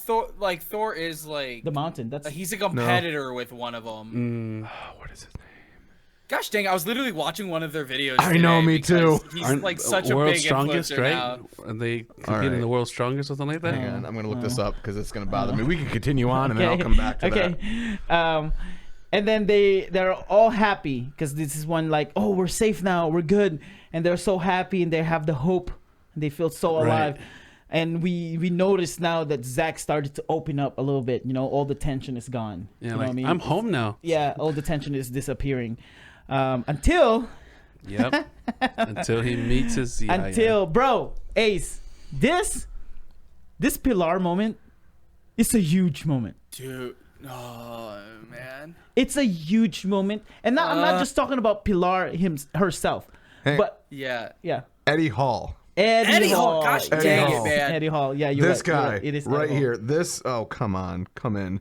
That's who I was thinking Yes, of. It kind yes, of. you're right. Eddie Hall. Okay, That's that the one is that's huge strong. that's the one that's Dude, hugging yeah, like a he's got a little boulder bit or of a a belly. Yep, but yep, that man yep. is like Yeah, I think that so. man is a he's monster and a huge. half. Yeah, Yeah, that's he's what huge. I imagine Walrus being like. Yeah. He'll be punching Behemoth bare knuckle. You know what I mean? Bare knuckle. All right, sorry, continue. Yeah, no, you're fine. Pilar. Yeah, this moment of what happened to Pilar after turning is a huge moment. Is that your mum? Pilar? It's Pilar! Pilar? Their housekeeper. She's really nice. Great. Pilar! Pilar! Pilar, yeah, it's me, Zaki. It's your Chiquito. Oh no. Oh no. No. Her eyes. Oh no. She's one of them. Get up, Zach, get up! She's gonna be dangerous. Not Pilar, not Yaya. Frankie, hold him up! No, don't shoot her, please. She's infected! She's one of them! No, please. Wait. Blaine, she's not attacking. Yeah. Why isn't she attacking? She's just standing there, staring at Zach. It's like she recognizes him. But that doesn't make any sense. Maybe it does. It's like what you said, Zach. Maybe they can only remember the very last thing they were thinking about. Like the bride and the groom at the ranch. And the scorpions and... Pierce, he kept going after Carmen even after she was... Maybe he was sorry for what happened and tried to go back for her. Doesn't matter. He's dead now. What I'm saying is, Zach, maybe Pilar was thinking about you when she turned. For her to just stop, looked at him, and do nothing. Yeah. That's a huge moment. What I hope that happened to Joe happened to Pilar. Yeah. That's true. And now that we have this canon to We're Alive, it might play out again on Descendants.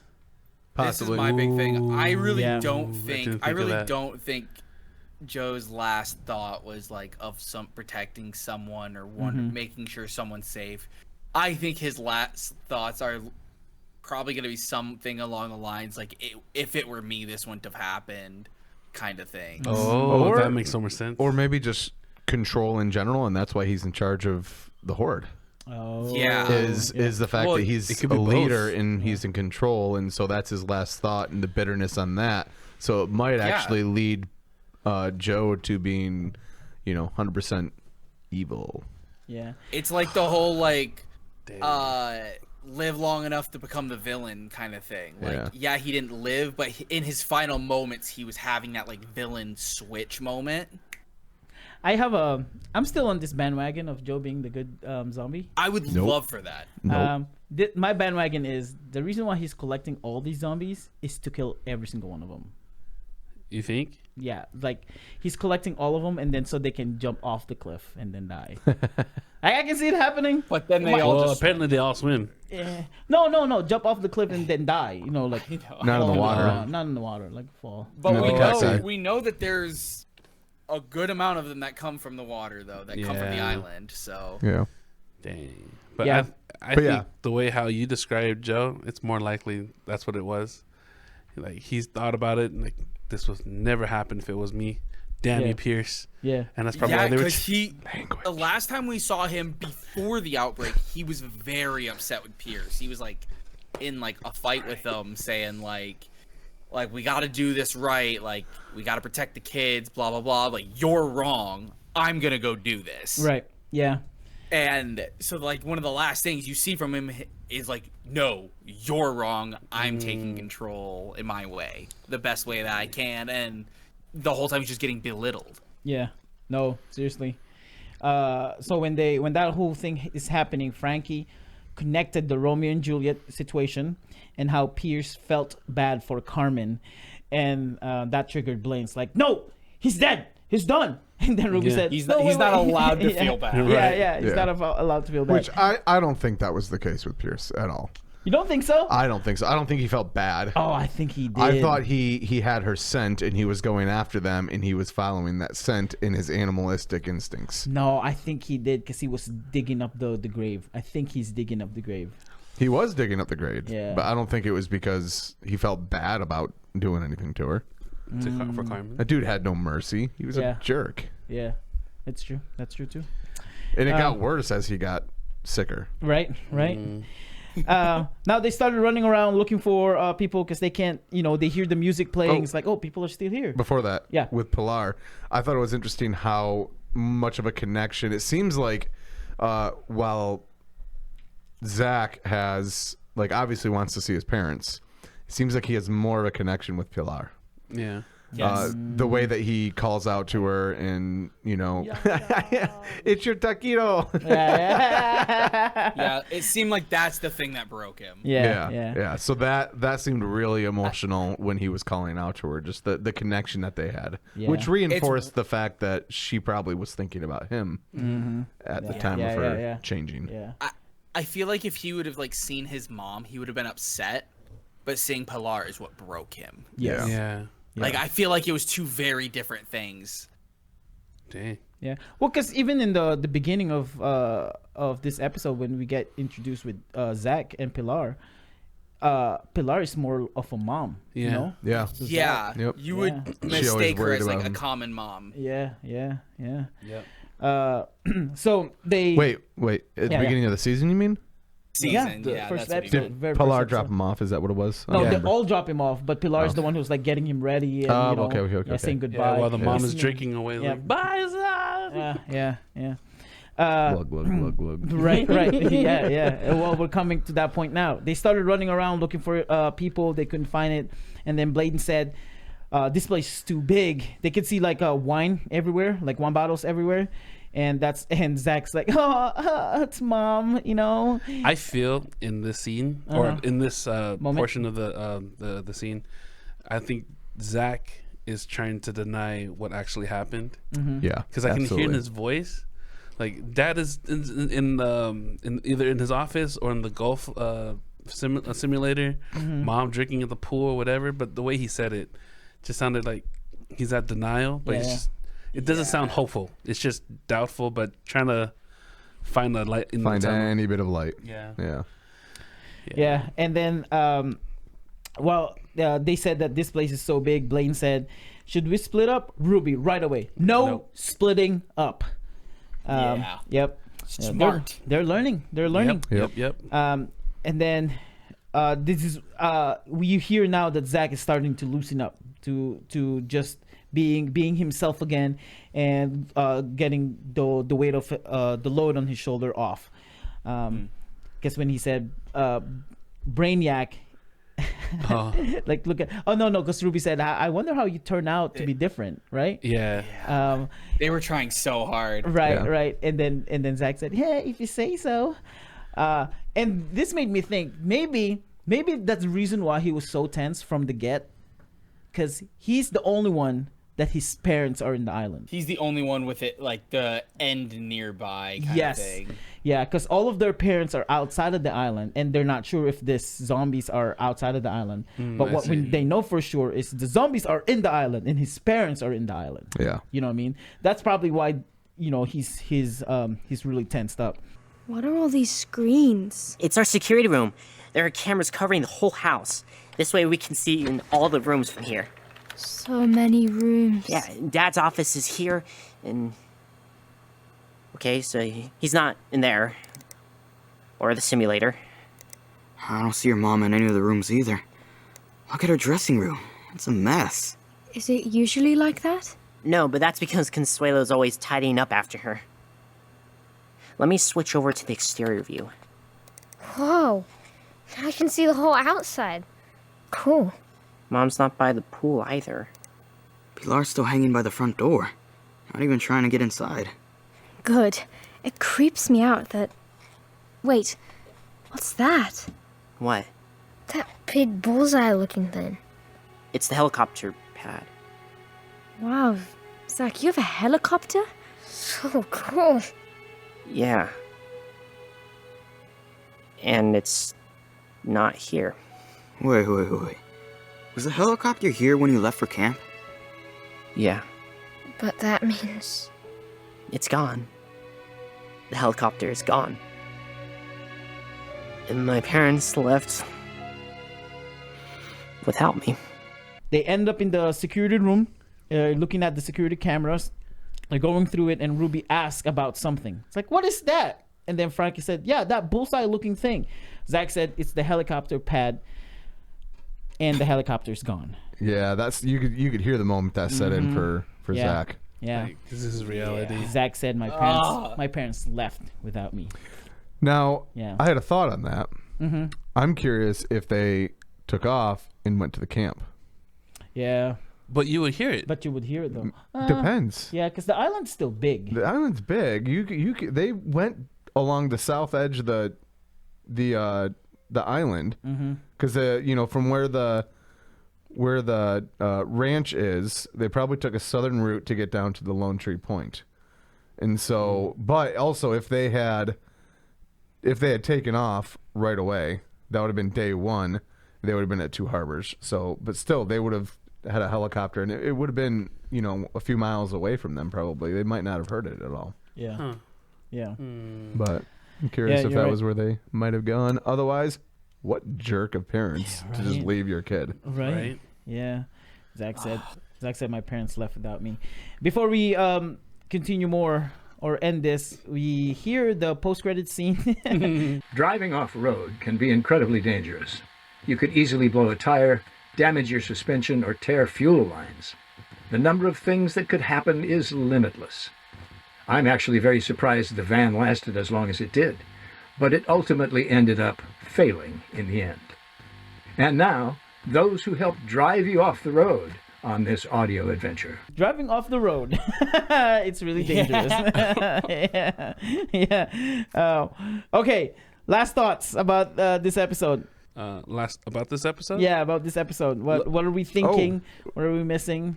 I was hoping to see Diane. What's her name? Delilah. Yes. Still waiting on that. Still waiting on that. I am curious. That comment. Yeah. Go for it. I'll come back to it. I'm curious if the casino is going to play a part. Because they mentioned it. Because they mentioned it and they explained what it was. It's a big gathering area. So I'm curious if they're going to make their way there for any sort of reason. Just because either that or Mount Etta, but Mount Etta wouldn't make really sense for anything big in terms of a gathering place or emergency or, I think I'm going to agree with you. I think they're going to meet there. But since it's the last two episodes, I think they're going to find like another horde of zombies there. Oh, yeah. Yeah, probably. Yeah. They're going to fight off zombies again. Yeah, they have to. There has to be something because that last episode is going to be them probably leaving the island in some form or fashion. The theory is still out that they're going to take a boat. Is that what it is? I think so. Do you think they're going to take a boat? Is that still the theory that the boat that we see in OG is... Yes. Yep. And then so now turning this out, I have this in my notes, turning out what happened now, and it's not confirmation that the same boat, which a lot of people, if you listen to the OG We're Alive, Michael explained the color of the boat, and it's the same description, almost about the same description. The difference is he said brown. In the first episode, he said tan. So it's it's the same shade, it's just different name. Yeah. The same color of boat, yacht. So knowing this, maybe the theory is instead of the parents, it's them who try to Jump on the boat. Get out, Yeah. and then left somewhere, and then the boat. Huh. Yeah, that's now my theory with that Okay. boat. If that boat is the same boat. There's a lot of assumption that it's the same boat, which would have been a significant amount of foresight. Yeah. Well, I guess it wouldn't have to. They would just have to plug that into this. But still, yeah, I think that'd be interesting. Yeah. But, yeah. Right. I still want to know Delilah. Delilah, of course, to see him, to see the rest of the Curtis video because we're not done with that. Hopefully. Yeah, for sure. Yep. I hope that's not a loose end. Right. Yeah. And then Joe. Yeah, Joe. Oh, we know Joe. Joe's coming back. Yeah, Zombie Joe. I wonder if Zombie Joe is going towards the directors in the Avalon. You guys left us by ourselves and we got attacked. Now we're gonna go and look for you guys. You know, because they're in Avalon. Yeah. Oh, yeah, the directors in Avalon. That's what Pierce said. Yeah. You know, I wonder. Just a thought, because once they complete their directive, what do they do next? Because Pilar finally met her last thought. What's she gonna do now? She's gonna just stay there in space? Well, no, I think they just the rest of their mind is. I think they still have their animalistic zombie tendencies. Just that last thought or thing is very present to them, and so they have that as like a baseline kind of thing. So. I see. Yeah. Huh. How about you, Ace? Any last thought about this episode before we read some comments from the previous episode? My last thought was just a comment from the last episode. Oh, yeah. I can't remember who posted it, but I was laughing because they're like, every time tonight we've been saying like, man, I can't wait to see Delilah. Where's Delilah? Right. All I've thought of is the person's comment. They said, we already know where Delilah is. She's in New York. That's what the son said. Yeah. I like that one. I like that one. That was funny. Speaking of comment, bro, I saw this comment and knowing what happened to this episode, Matthew Carriga 8859 said, I feel. Oh, wait, that's not it. Guys, I have the greatest theory. By the end of the season, we find Franklin was having a nightmare about going to camp and none of it was real. Wow. That would be good. And then he had a dream, right, in this episode? This whole time. Oh, man. That would be so funny. That is hilarious. And then the same guy, Matthew, said that I feel like Zach is going to die next. Then the zombie Pierce is going to return. And, of course, we don't know this now for sure now that this is not what's going to happen, and Blaine is going to fight him. He get infected. Franklin is going to have to kill Blaine, and right before Ruby and Frank make it, something happens and Franklin is going to take the zombies with him.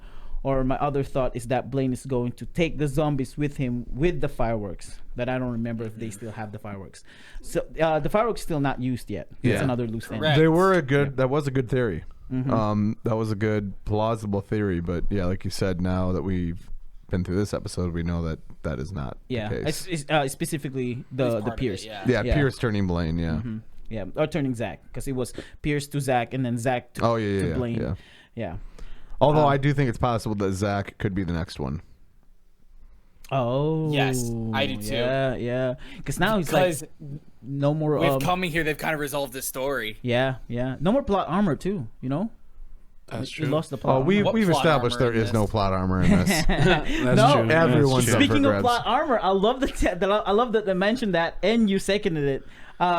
Omri, I think that's the name. Omri Elmaz said, I don't think Ruby will die, especially she's the only female in the group now. It's possible. You know what I mean? That's plausible, but you never know. Yeah, Delilah still can count as a lady in the group. It's interesting. I feel like we're going to come across her in some way. Oh, we definitely will. And my theory is she's not turned. That's my theory. I'm hoping she's not. That'd be really awesome to bring someone in. Yeah, I think she's not turned, right?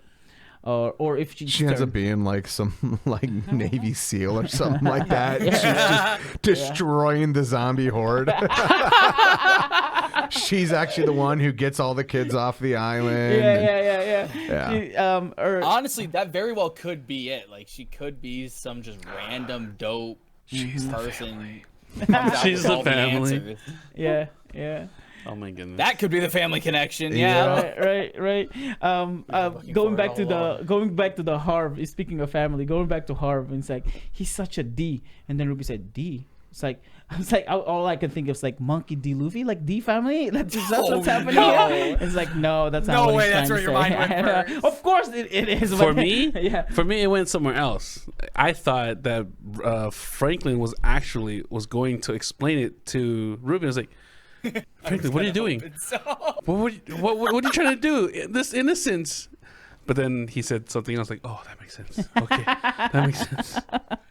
I kid you not, bro. I'm in the moment. I was so in the moment.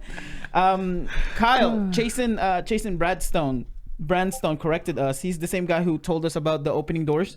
He said that the counting bullets, I think, wasn't during the war or Ink's attack. It was first attack on the tower when Peg stopped the flower pot. It was the first attack. Yeah, Yeah, I realized that after saying it. I was like, I did that and I was like, wait a minute. Yeah. Yep. Riley yells about how they only have 5 rounds left, and Michael says something like, "We have to make you appreciate us now somehow." Yeah.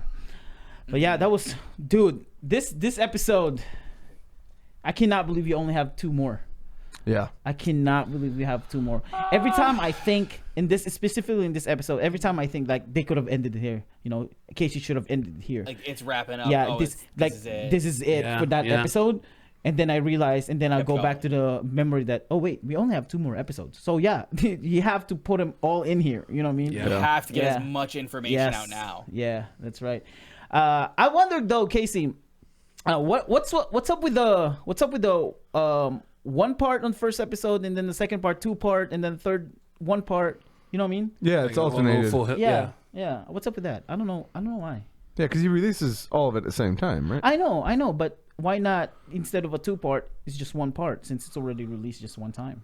Yeah, and it has that break right in there. Yeah. Yeah, I don't know. They might. He probably. It's a he definitely has strategy. a Might be a reason. strategy. Yeah, it's a thing. Dude, let's go. 2 more episodes of We're Alive Scouts Honor. We get to know these kids more and more. It's hilarious and heartbreaking to know that first, these are imaginary fictional character, and second, we've only known this girl for a few episodes, and it affected us emotionally. You know what I mean? We know nothing about this girl. We don't know if she did something bad, before she ended up in this camp. We don't know. She's just a fictional character, but her death is impactful. Carmen? Yeah, Carmen. No, well, it's not. maybe not for you. let alone a bison who didn't say anything at all. Can't Jacques. say any words. Yeah. Jacques was Johnny more was the impactful. MVP, Impact. bro. MVP. He was more impactful than Carmen. Really? Heck yeah. Yeah. You and Zach can stay Thank together. you. Thank you for your kind words. You? Wakka. Absolutely. You two Absolutely. and Zach can be together. Okay? You go sandwich him. Oh, wait. He's a kid. Whoa. I'm so Whoa. sorry. Whoa, bro. Radio edit. That's going to be edited. No, it's not. Okay. No, it's not. No, it's not. Oh, man. All right, cool, man. That was amazing. Thank you guys so much for listening and watching to this podcast. We appreciate you guys. I hope we. Are you gonna play? Thank you. Yeah. I hope we'll see you guys again in the next podcast. See you guys. That's our outro music? This is our outro music. Okay. Okay.